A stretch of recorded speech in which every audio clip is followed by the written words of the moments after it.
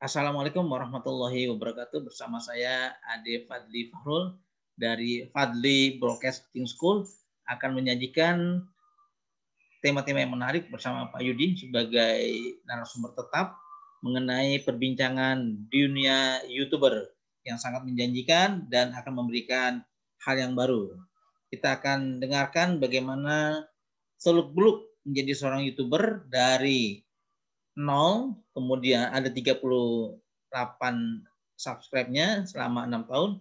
Kemudian di tahun 2021 ini, di bulan Februari, sekarang tercatat 279.000 subscriber dan sudah ditonton 35 juta orang dari 5 benua dan seluruh dunia.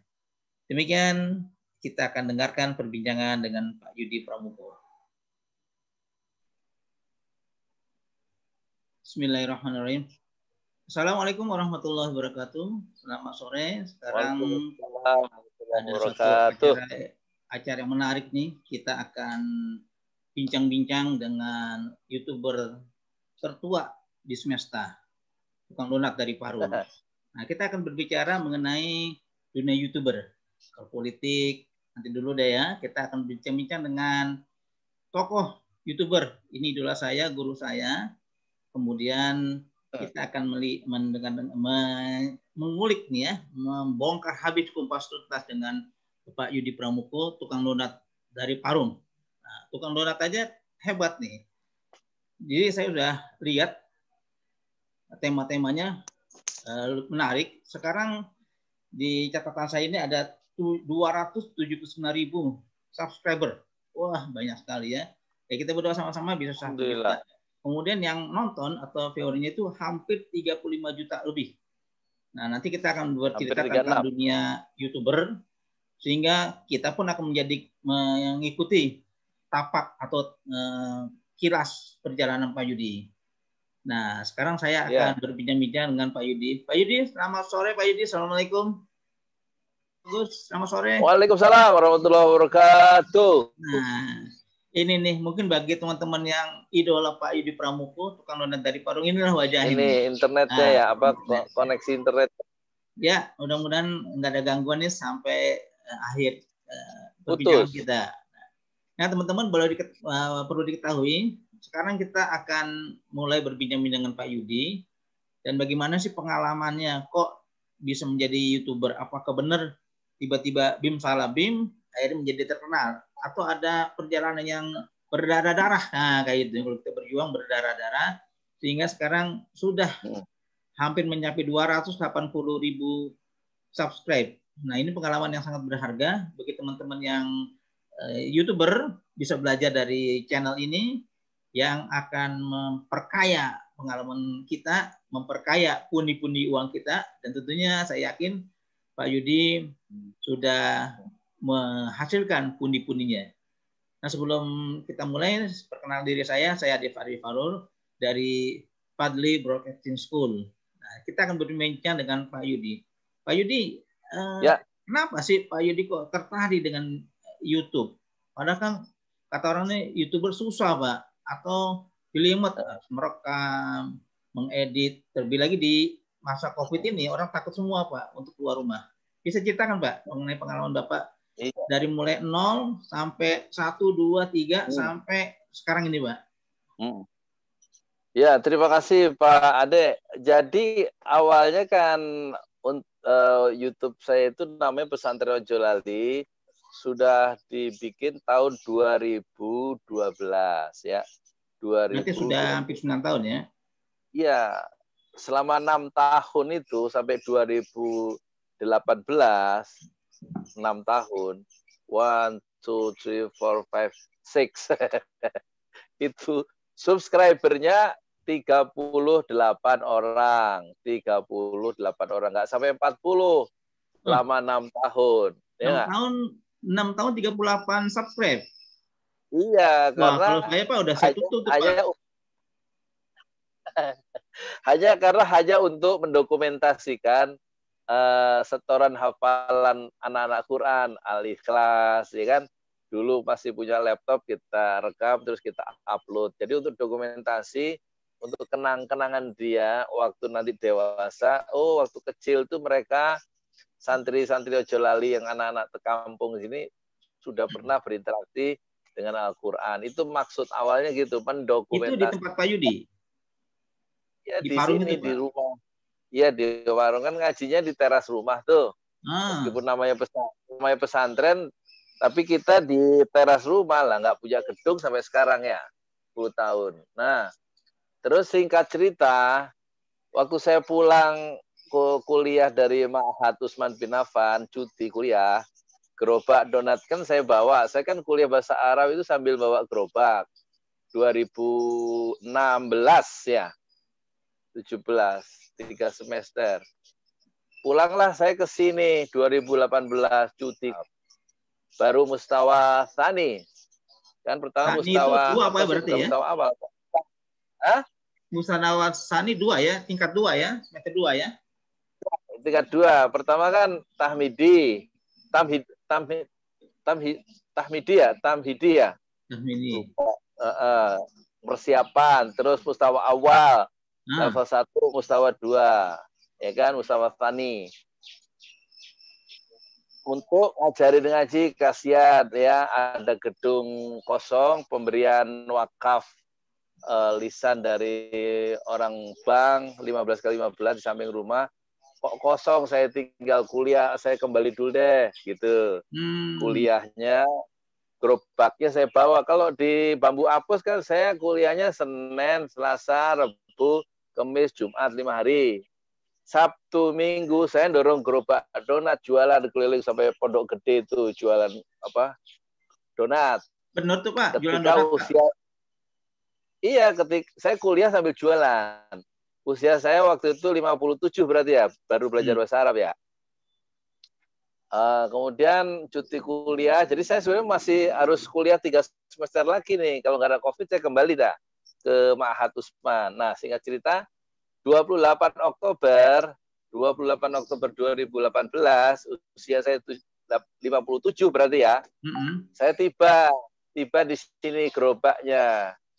Terus 2 bulan kemudian, bulan Desember, Imlek ya, saat Imlek apa pokoknya hari Minggu lah, bukan hari libur ya. Februari berarti saya Pak. Ke Darussofa. Februari ya? Bulan Desember. Desember. Sekarang enggak, lagi bukan juga nih. Desember 2018. Ini cerita yang dulu. Waktu saya awal jadi YouTuber ya. Pas hari Rebo 24 Desember 2018, 2 tahun yang lalu, saya nganterin santri saya ke Darussofa karena santri saya itu mau nyari sekolah Pak SMA yang ada tahfiz Qurannya di Darussofa Bogor. Gitu. Ya. Saya ikut mobil keluarga mereka, saya nganter karena itu murid saya tuh Ferdiansa yang sekarang murid Pak Yudi selama di sekolah SMA-nya di Banjar. Murid ini ngaji Quran. Iya, iya.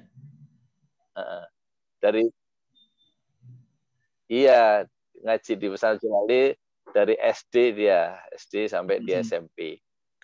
Nah, satu mobil itu keluarga santri itu masuk kantor di Darussofa kan untuk nanya-nanya informasi cara masuknya gimana, kan cari yang gratis. Iya. Mereka satu mobil, bapak ibu pamannya masuk kantor, saya masuk kebun singkong di sekitar pesantren di penduduk sambil saya buka ininya HP, bikin vlog karena saya pikir view-nya pandangannya beda tapi sebenarnya sama-sama pohon singkong di sana. Iya. Cuman dekat Gunung Salak gitu Pak. Motor masuk kadang-kadang karena sepi keadaan. Begitu ada motor kan kencang bener tuh masuk.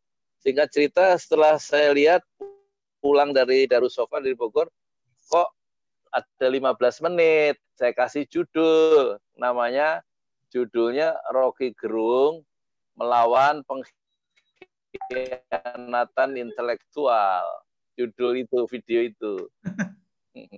Terus kita upload ya. Kita upload.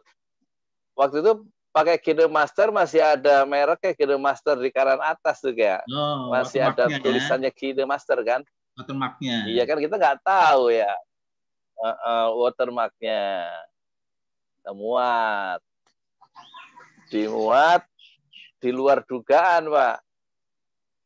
Jadi subscribernya kan 38. Waktu kita muat itu.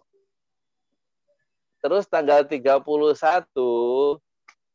Desember, kan tadi kita upload tanggal 24. Seminggu kemudian langsung loncat menjadi 2.000 subscribernya. Ya saya kan nggak ngerti. Yang bingung kan anak-anak saya yang 3 itu, yang milenial, kata mereka, Pak, video Bapak itu viral katanya. Ya kan? Kan kita tanya, apaan tuh viral? Kan kita nggak ngerti. Jadi Pak Yudi, jadi itu dari yang tadi 6 tahun sebelumnya, itu 38 subscribe, itu tidur berarti Pak ya? Nggak aktif ya? Iya, kita nggak tahu dahsyatnya YouTube, nggak ngerti. Ya kan? Iya.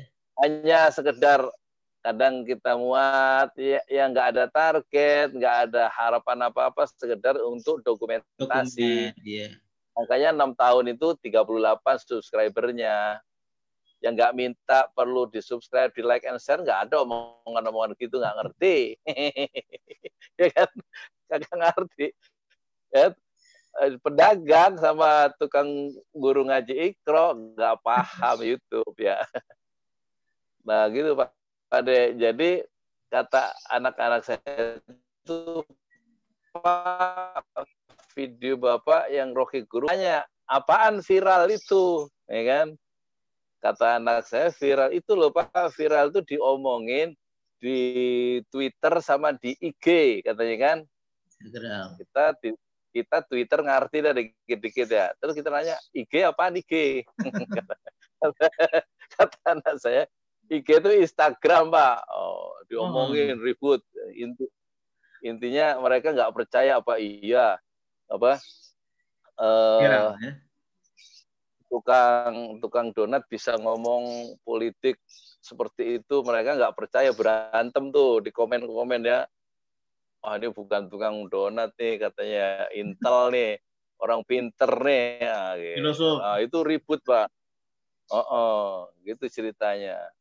Jadi kemudian itu apa namanya?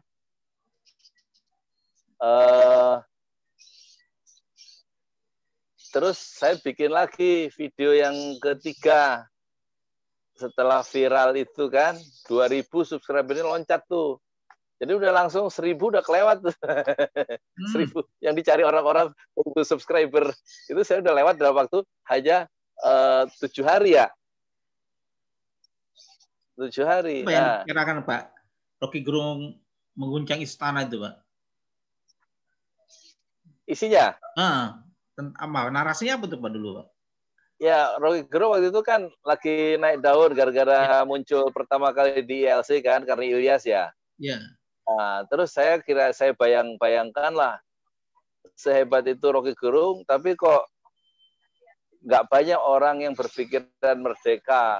Nah, saya merumuskan akademisi atau intelektual yang nggak punya sikap merdeka, itu berarti dia itu bungkam, nggak ngomong, atau dia melakukan pengkhianatan intelektual karena menutupi kebenaran, karena mempertahankan kekuasaan, kira-kira begitu. Iya. Jadi Rocky Gerung berhadapan dengan teman-temannya yang sekarang posisinya melakukan pengkhianatan intelektual karena membungkam suara hati nuraninya sendiri gitu, karena mengakar atau berkiblat kekuasaan atau di dalam kekuasaan yang teman-temannya dulu.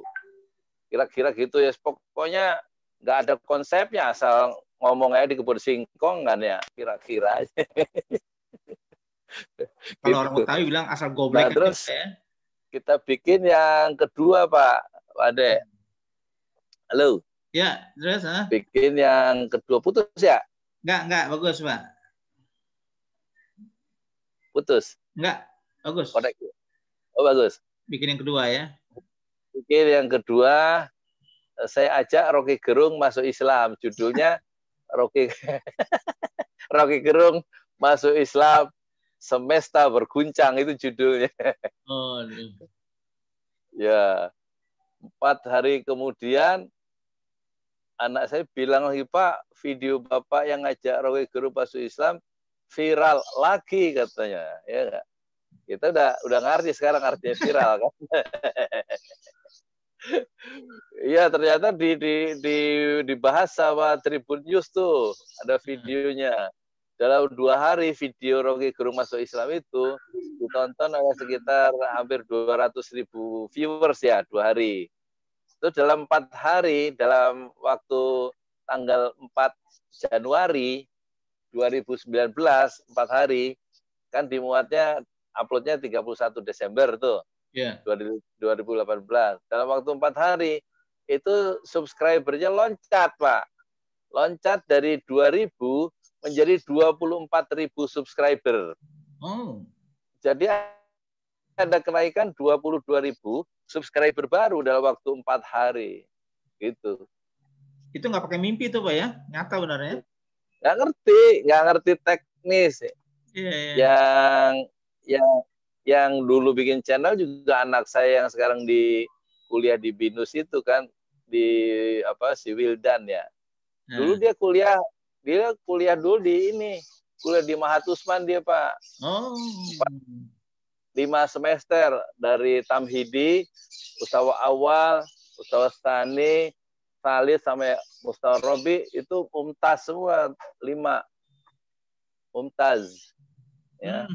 Nilainya terbaik gitu. Nah, dia yang bikin channel saya dulu. Saya nggak ngerti apa-apa, rekaman doang, ya kan. Nah, setelah viral 2, 3 atau 4 video, apa reaksi Rocky Gerung sendiri? Atau akhirnya Pak Yudi mau ngapain setelah viral itu? Banyak yang nyampein katanya ke Rocky Gerung dan dia ngucapin selamat aja, dan katanya dia juga heran ada tukang donat intelektual katanya gitu. Nggak tahu bener, nggak tahu enggak ya. Yang penting kan saya kagak ngerti juga. Pokoknya jam 6 sampai jam 9 rutinitas saya adalah dorong gerobak ke Komplek Gria Branwil jualan, ya nggak? Nanti habis jualan, habis jam 9 saya pulang dorong gerobak ke rumah ini nih, di sini. Nah, saya ke danau. 5 menit 10 menit jalan dari sini kan, untuk rekaman gitu jam sekitar setengah 10 itu, gitu aja rutinitas ya. Jadi tukang donat bener ya kan, dan orang nggak percaya saya dorong gerobak. Sampai ada orang yang datang, YouTuber tertua di semesta Pak Yudi Pramoko akhirnya kan sampai 280.000 ya. Gimana tuh Pak ceritanya itu, Pak? Iya. Kok bisa viral itu gimana, Pak? Cara menaikkan video dari 38, udah itu 2.000, 24.000 sampai sekarang 279.000 ya. Itu kan lonjakan yang sangat, jadi hitungan eksponensialnya itu benar-benar berlipat-lipat, Pak. Gimana? Iya, aneh kagak ngerti dah. Hadza min fadli Rabbi. Ini karunia Allah. Kagak ngerti dah. Kalau pengen tahu, tanya aja Deddy Corbuzier, kali dia ngerti algoritmanya ya. Saya ahli donat, saya bukan ahli YouTube. Nah, ini Pak, langkah-langkahnya apa tuh Pak? Sampai bisa seperti itu.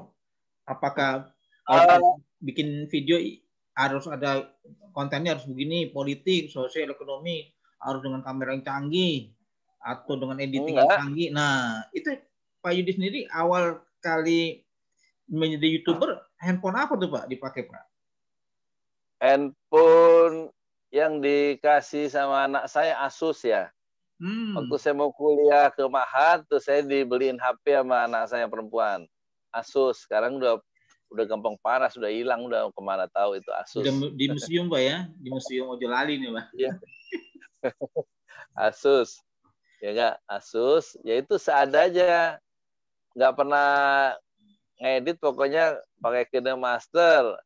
ada watermarknya, tuh ada komentar dari penonton, Pak itu dihilangin tuh Pak watermarknya, KineMaster tulisannya katanya. Kita juga nggak ngerti gimana ngilangin ya kan. Termasuk yang awal-awal tuh semua konflik gitu, awal-awal sama anak-anak sana yang milenial. Kata anak saya tuh Pak jangan sering-sering upload, satu aja sehari atau satu seminggu, satu video. Saya langsung udah punya target satu tahun harus 1.000, jadi satu hari harus 3. Pada anak-anak tuh pada marah tuh. Wah jangan banyak-banyak Pak, nggak ada yang nonton katanya nanti. Saya kagak begitu percaya karena apa? Karena itu anak-anak saya juga kan nggak pernah punya pengalaman jadi YouTuber. Kan saya terbiasa bekerja dengan kecepatan cahaya kalau nulis buku ya. Jadi terbiasa nulis cepat gitu Pak. Ada target ya kan. Keikhlasan tuh kan nggak cukup kalau nggak ada target, jadi nggak produktif. Ya ada sih ada orang ikhlas tapi nggak produktif karena nggak ada target. Pokoknya 3 berantem mulut-mulut sama bocah-bocah sama anak-anak itu. Dia nggak 1 minggu 1 aja. Lihat tuh Pak, PewDiePie atau Mr. Beast cuma 1 seminggu. Jadi yang nonton banyak katanya. Dalam 2 hari yang nonton bisa 25 juta gitu ya. Dalam 2 hari, 3 hari ya. Tapi memang bikinnya cuma sekali seminggu. Tapi ya ternyata nggak sederhana juga. Mereka punya teamwork, punya manajemen ya. Mr. Beast kalau kita baca biografi. Tapi waktu itu pokoknya saya mah 3 aja lah gitu. Jadi teori-teori yang tadi dikatakan sehari 1 atau seminggu 1, kemudian harus ada tim yang solid, kameranya canggih, nggak ada ya? Nggak ada. Langsung upload. Kagak dikasih musik, nggak ngerti cara ngasih musiknya ya nggak. Pokoknya dikasih pakai KineMaster, ngilangin watermarknya juga nggak ngerti ya. Pokoknya upload terus sampai sekarang. Sampai sekarang 3 minimal. Pernah 10 upload ya kan. Hidup sekali Pak. Habis itu pulang ke akhirat nggak balik lagi ke dunia. Tanggung-tanggung amat sih hidup. Nah itu Pak, kalau sehari 3 apa aja tuh Pak yang dimuat di kontennya? Artinya kan orang nyari ide harus nyari view-nya yang bagus, harus juga membuat narasinya, kan itu repot Pak. Bagaimana tuh Pak Yudi mengatasi sehari 3 itu? Targetnya oke, boleh ya? Iya. Pokoknya asal jalan dari rumah ke danau, ya udah ngerancangnya sambil jalan, kagak ditulis. Pokoknya sudah sampai danau, buka kamera, ngomong apa yang bisa ngomong gitu.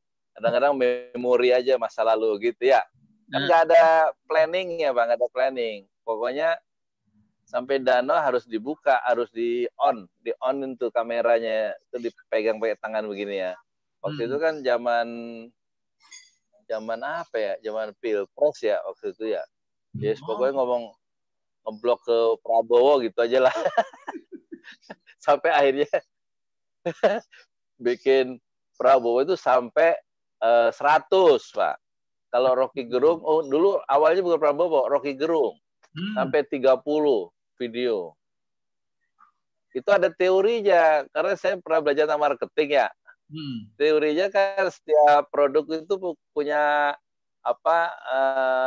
life cycle produk ya, daur ulang produk itu pertama muncul, dia kan langsung growth ya, growth, tumbuh. Lama-lama sampai mencapai peak, puncak, kemudian pertumbuhannya flat ya.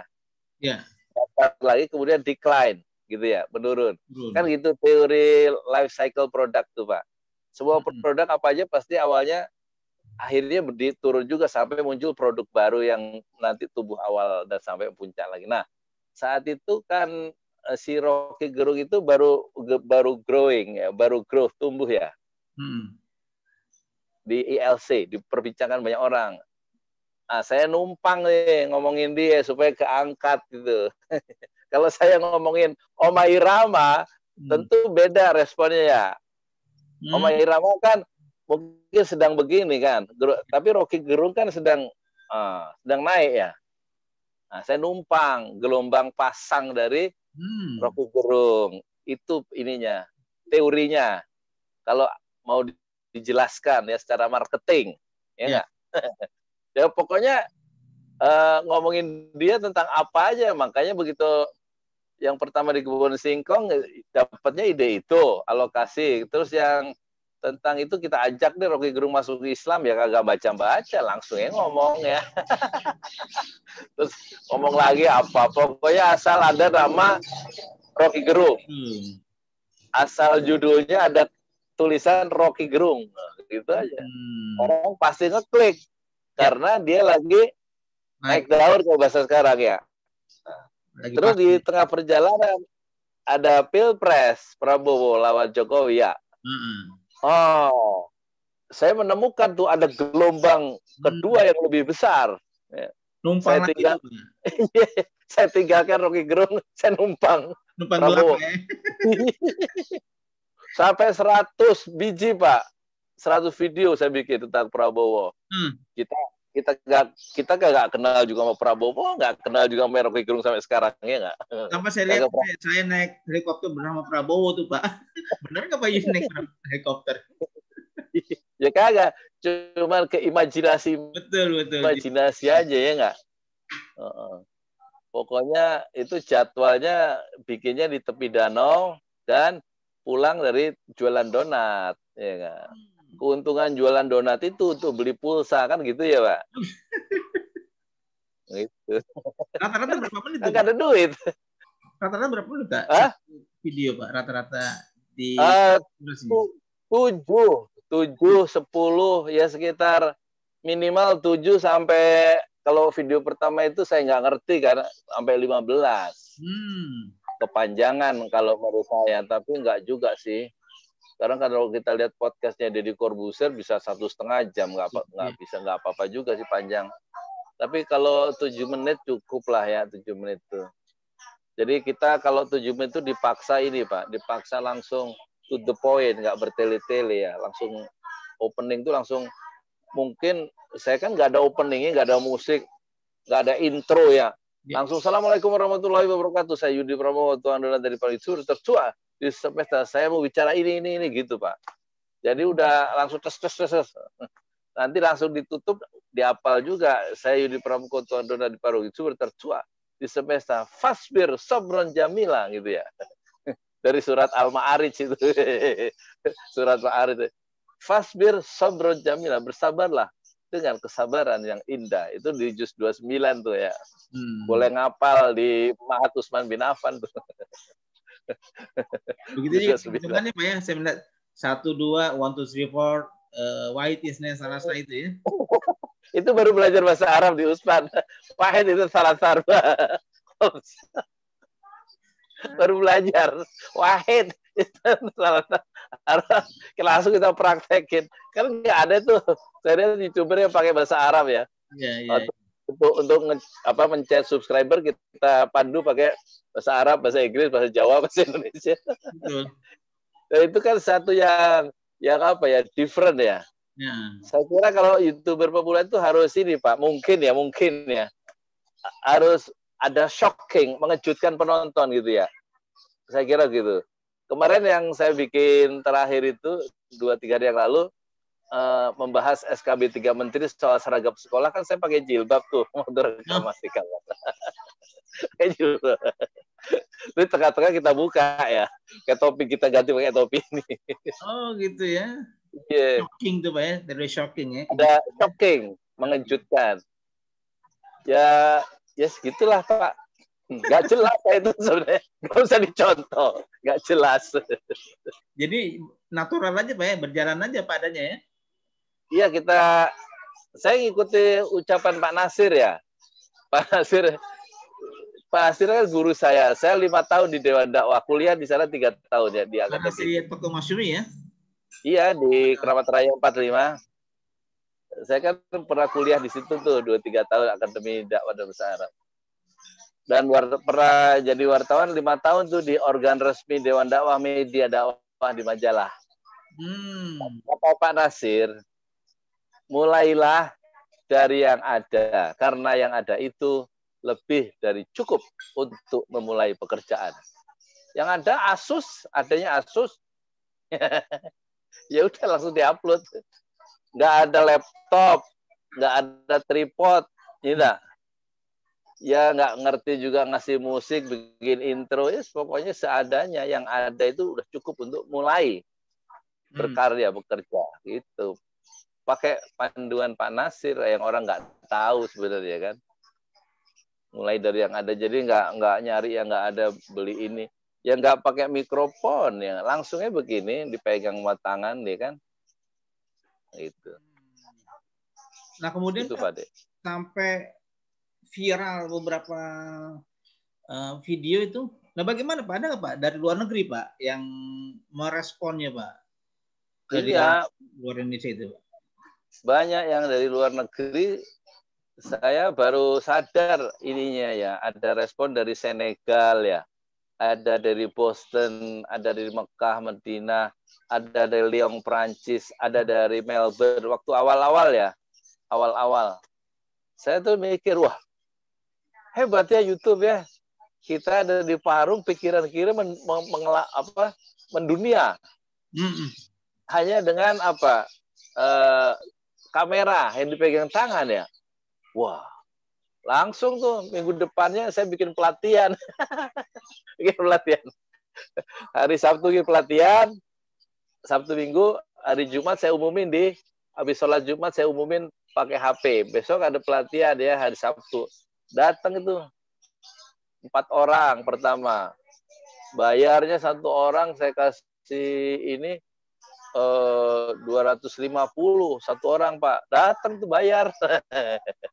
Terus hari Minggunya angkatan kedua berarti itu datang 10 orang. Lisan aja, ngumumin lisan. Wah, pada bayar 250.000. Besok-besoknya saya gratisin ya. Gitu. Wah, luar biasa tuh. Jadi ini senjata yang dakwah atau senjata bisnis YouTube ini yang dilupakan umat Islam sebenarnya. Saya bilang kalau di waktu pelatihan, kalau misalnya YouTube ini dititipkan ke manusia abad 7, yaitu zaman Rasulullah dan para sahabat, pasti dipakai untuk berjuang, ya nggak? Tapi nggak dititipi YouTube tuh Rasulullah.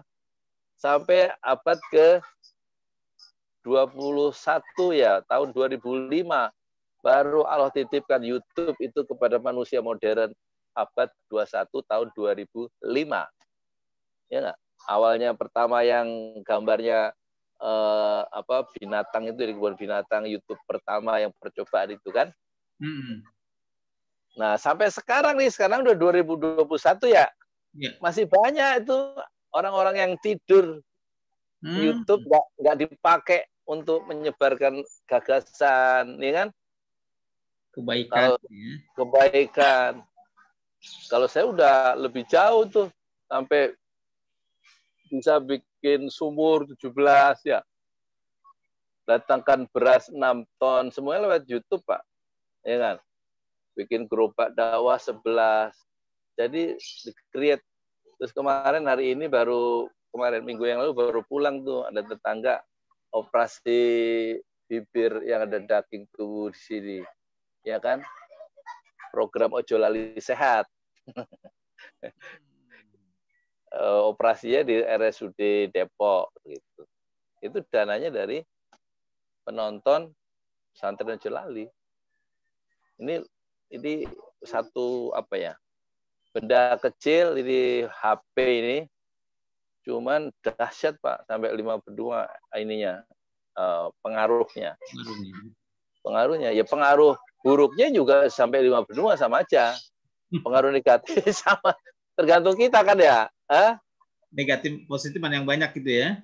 Iya, seperti pisau itu tergantung kita untuk melukai orang atau untuk memotong sayuran kan gitu.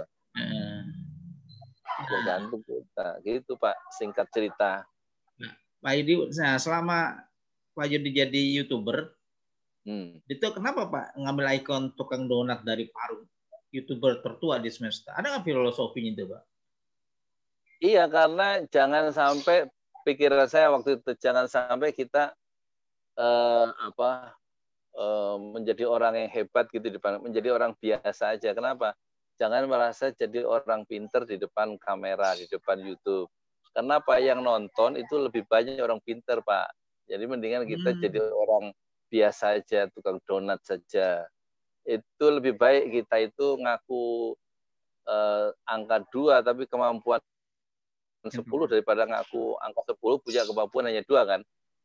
Kalau bahasa agamanya mah tawadhu gitu kira-kira ya. Makanya ada ikon lagi Pak, itu kita rumuskan. Kok muncul itu ya kan supaya different aja ya. Ya different aja, meskipun saya tahu banyak yang lebih tua, tapi saya ngaku-ngaku jadi YouTuber tertua, tapi kan ada tukang donatnya juga.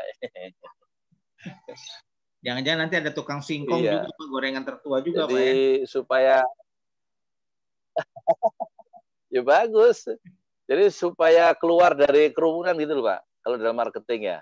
Keluar dari kerumunan sehingga kita menjadi different, berbeda.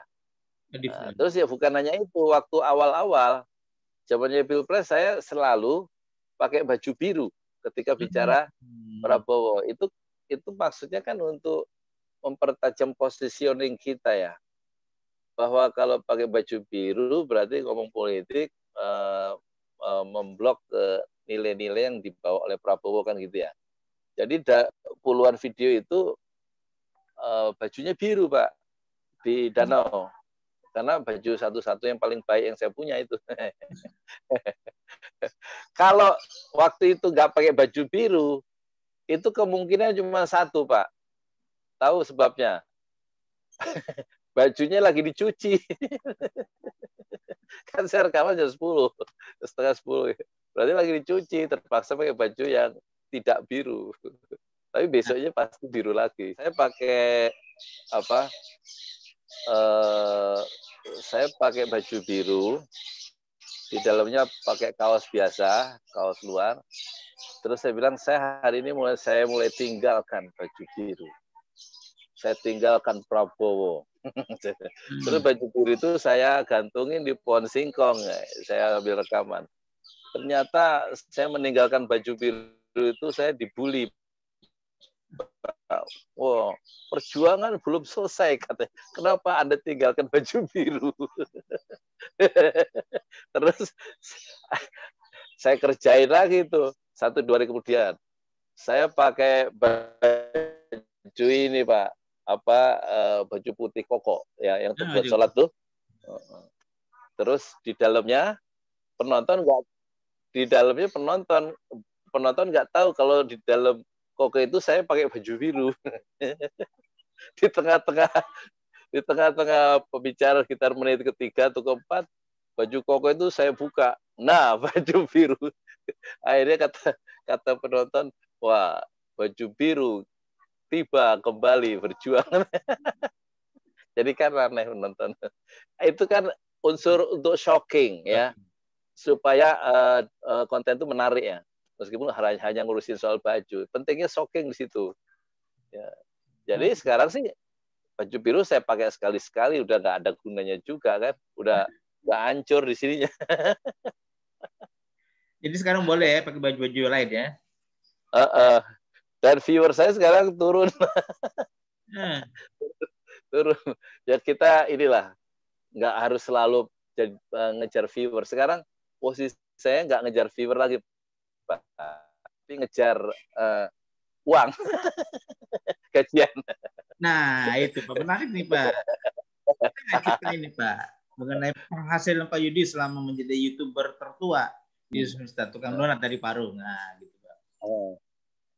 Jadi setelah mencapai 1.000, ya kan, dan kelihatannya sudah mencapai syarat dari Google 4.000 jam tayang, watching time itu 4.000 katanya ya, terus 1.000 subscriber, terus surat datang Pak, surat datang katanya sudah dikirim dari Google lewat email, suruh nunggu, kita tunggu sebulan, kok nggak datang-datang, terus kita cari masalahnya, rupanya surat yang dari Google itu kasus-kasus yang lain yang ada di YouTube itu memang nggak sampai ke rumah kita kecuali kita ambil di kantor pos. Jadi bukan alamat rumah Pak ya yang dikirim. Enggak, akhirnya kita nyamperin kantor pos. Nggak tahu di sana itu udah ada 3 surat. Jadi ada 3 YouTuber di Parung yang dapat Kantor surat. pos terdekat maksudnya Pak ya. Untuk bikin ini Pak, untuk bikin apa?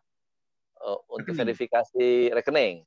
Ya, verifikasi rekening. Jadi Pak bagi tidak dikirim ke alamat rumah karena memang YouTube tidak ada alamat rumah Pak ya, cuma alamat apa tuh Pak? Ya pokoknya harus kita ambil rumah ke kantor pos. Kasus-kasus di kota lain juga begitu. Nah dia tahu itu rumah kita di mana Pak? Dari mana dia Pak tahu?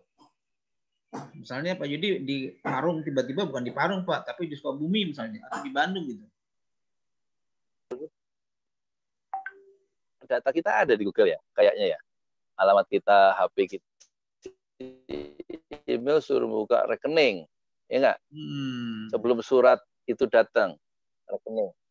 Saya buka rekening di BCA di Parung, kan depositnya harus 500.000 tuh. Duit 500.000, mana punya nih 500.000? Kita ngutang dah. 500.000 kan nggak cukup jualan donat 500.000 ya. Gitu Pak. Ya akhirnya bulan setelah surat itu datang terus diverifikasi ada nomor, rupanya itu nomor PIN Pak. Nomor PIN itu dimasukkan bahwa itu betul-betul rekening kita gitu loh, kira-kira begitu. Anak saya ngurusin, saya nggak ngerti yang gitu kan. Nah, terus rupanya bulan pertama nggak bisa ditransfer karena kurang dari $100. Jadi syaratnya minimal penghasilan $100 baru langsung otomatis masuk ke rekening kita. Jadi dirapel bulan berikutnya itu Pak, bulan Februari itu saya gaji pertama saya itu rapel berarti 2,6 juta ya, 2.600.000. Itu ekuivalen dengan 2.600 donat. 2 juta. Kan donatnya 1.000. Iya. Ya enggak? Wah, banyak juga, enak juga ya jadi YouTuber ya. Punya duit 2,6 juta cuman ngoceh di depan kamera. Terus bulan berikutnya karena Pilpres ya waktu itu ya. Banyak yang nonton, itu dapat 21.500.000. Waduh, tambah semangat nih aneh. Bulan apa tuh Pak dulu? Hah? Bulan apa tuh? Yang 21.500.000? April kalau enggak ya. Bulan saat kampanye dah tuh. Ya kan? Ya. April apa Maret gitu ya. Pokoknya itu gajian kedua tuh 21,5. Terus gajian ketiga turun. Jadi 19,5 juta. Ini YouTuber pemula nih. Yang kagak ngerti apa-apa. Dapat rezeki nomplok banyak bener. Yang uang di jalanan Pak ya. Ngalahin gajinya rektor kali ya. Terus bulan keempat itu 7. Dapat 7. Nah, pas dapat gajian pertama kan saya udah ganti HP kredit tuh. Waktu gajian udah 2,6, saya udah ngeredit HP baru Xiaomi Pak, Xiaomi. Ya. Makin mantap dari online. Sebenarnya nggak boleh kayak. Habis HP-nya kita pengen, udah punya duit sebulan 203.000, 10 bulan rencananya 203.000. Dibayar dari itu, dari gaji pertama 2.600.000 tadi, ya kan? Terus begitu dapat gaji gede langsung kita lunasin tuh. Kan dapat 2 bulan. Kayaknya baru 2 bulan kredit tuh kita lunasin. Banyak duitnya kan kita lunasin. Terus akhirnya sekarang pakai ini HP yang ketiga nih, yang apa namanya, Samsung. Xiaomi udah pindah tangan ke anak yang di Binus tuh. Nurul ya. Itu dia pakai Xiaomi sekarang. Nah, dia juga yang beliin dari ini Nah, online. sekarang Pak, berapa lagi Pak pendapatannya Pak setelah terakhir 7 juta itu? Aduh, malu kita naik turun. Kayaknya yang sekarang ini kayaknya 7 ya, kayaknya Mas. 7 million, 7 juta. Berapa? Ya. 7 ya? 1, 2, 3, 4, 5, 6, 7 million rupiah. Di tahun 2021 ya? Iya. Makanya bisa ngambil itu kan, nyewa ruko apa sebulan 700.000 kan? Oh, jadi Pak Rujidi sekarang lagi ngembangin lagi Pak ya? Iya, untuk bikin kafe YouTuber ya. Disingkat kafe U, sekaligus nanti untuk studio podcast di situ 2,5 meter kali 7 meter sebulan 700.000 rupiah. Di situ dekat tempat saya jualan mangkal di Branwir. Kalau dulu kan mangkalnya di situ jual donat. Nah, kira-kira 10 meter dari tempat jualan donat itu ada bangunan lagi dibangun, 2 ruko, ukuran 2,5 kali 7. Itu rencana untuk kafe ya, jualan warkop lah, sama mie pangsit 5.000, sama donat kentang, dan buat studio podcast kalian kan. Cakep.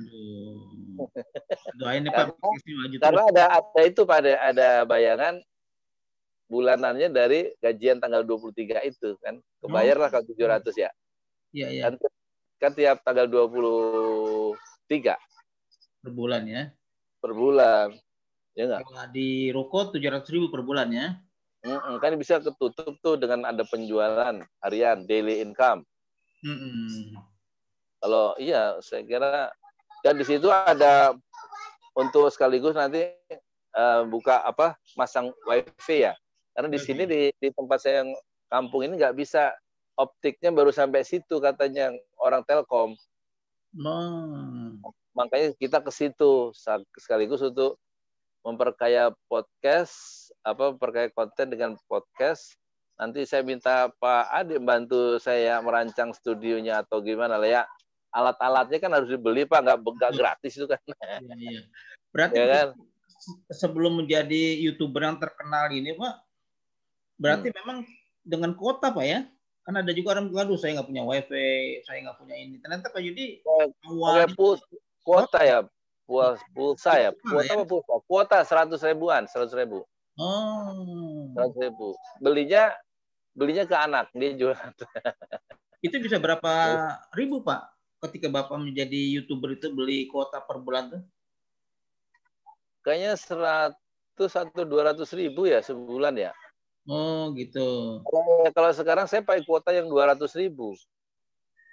Tapi kalau lagi nggak jelas tuh saya upload banyak tuh, kayak 2 bulan yang lalu bisa 600.000 tuh kuotanya. Iya, kadang ya saya lebih ke ini soalnya Pak, lebih ke apa ya, mendokumentasikan gagasan-gagasan gitu loh Pak. Udah nggak nyari seperti milenial yang nyari viewer gitu, enggak saya tuh. Meskipun yang misalnya saya baca hadis paling yang nonton cuma 100 ya, 200.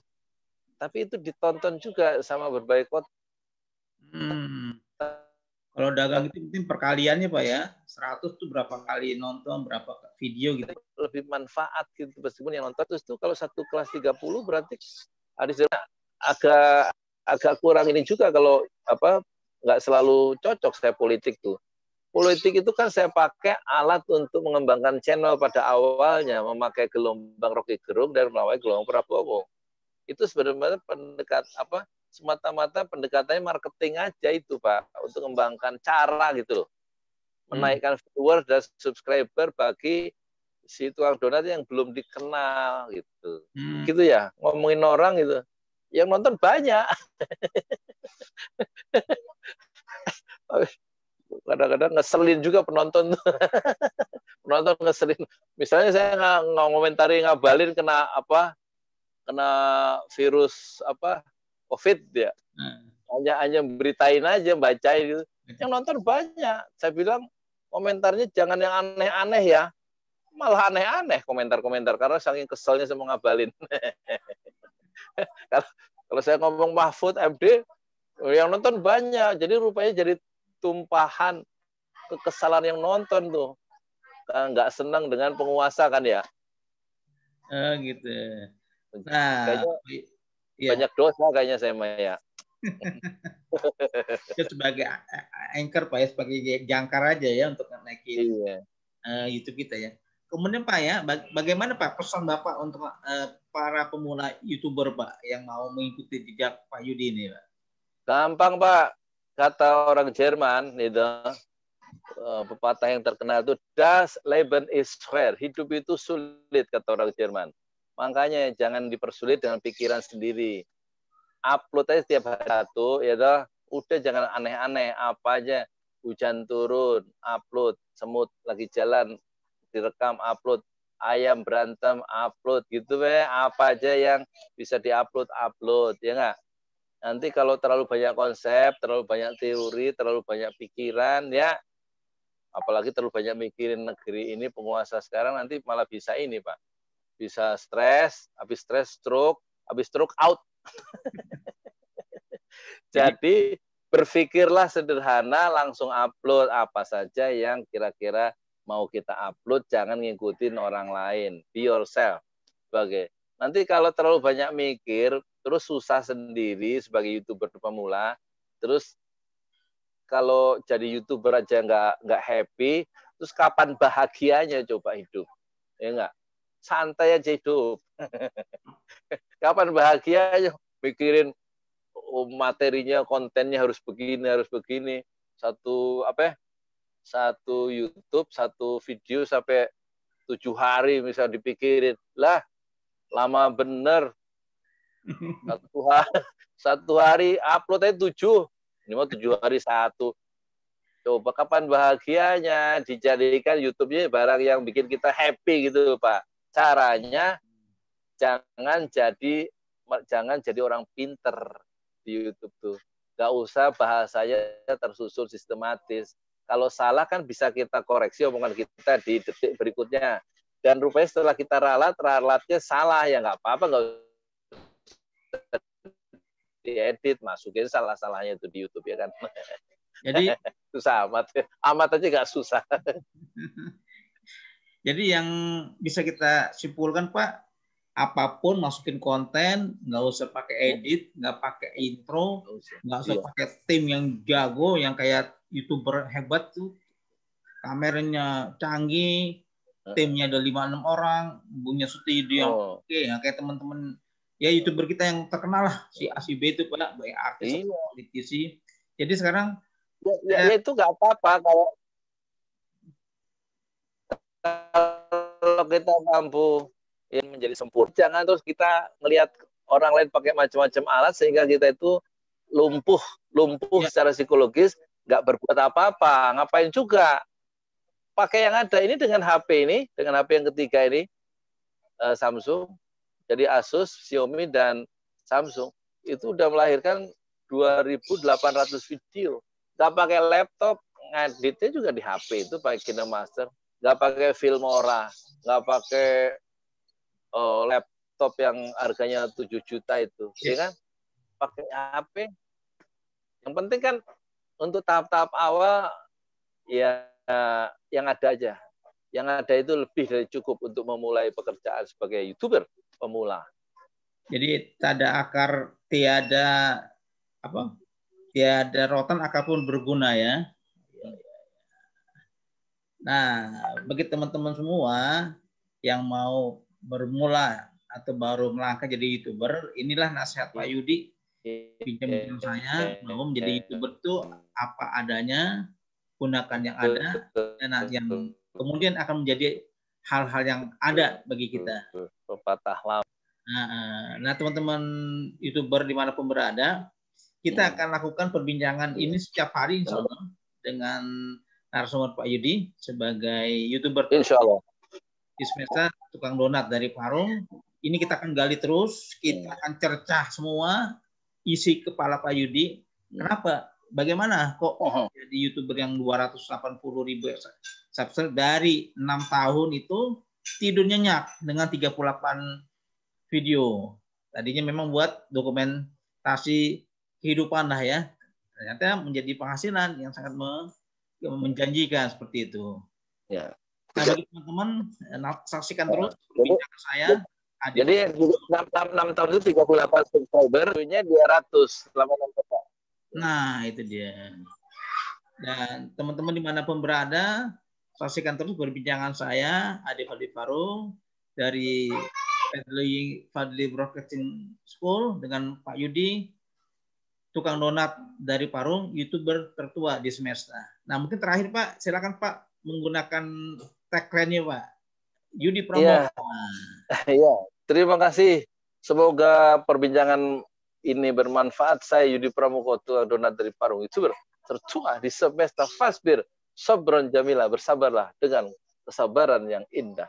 Assalamualaikum warahmatullahi wabarakatuh. Waalaikumsalam warahmatullahi wabarakatuh. Ya, saya cakap terus perbincangan kita yang sangat menarik ini dengan waktu sore yang tenang, sejuk, dan bersama YouTuber tertua di semesta, Yudi Pramuko. Terima kasih dari saya. Apabila ada hal yang baik itu datang dari Allah Subhanahu wa taala. Apabila ada yang kurang itu adalah kekurangan dan kehilangan saya. Dan kita akan jumpa setiap waktu yang sudah kita tentukan bersama Pak Yudi Pramuko. Terima kasih Pak Yudi. Salam buat keluarga dan jaga kesehatan. Dari saya Ade Fadli Farul. Assalamualaikum warahmatullahi wabarakatuh. Sama. Terima kasih Pak Yudi. Waalaikumsalam.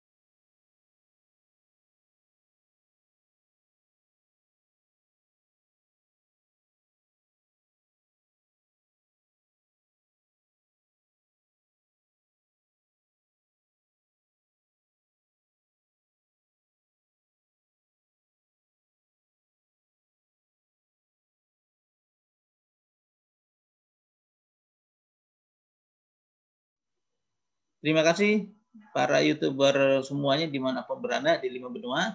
Demikian tadi perbincangan saya dengan YouTuber tertua di semesta, tukang donat dari Parung, Bapak Yudi Pramuko. Saksikan terus perbincangan saya di channel Yudi Pramuko dan channel Ade Fahrul mengenai dunia YouTuber yang memberikan janji insya Allah akan lebih baik lagi. Terima kasih. Assalamualaikum warahmatullahi wabarakatuh.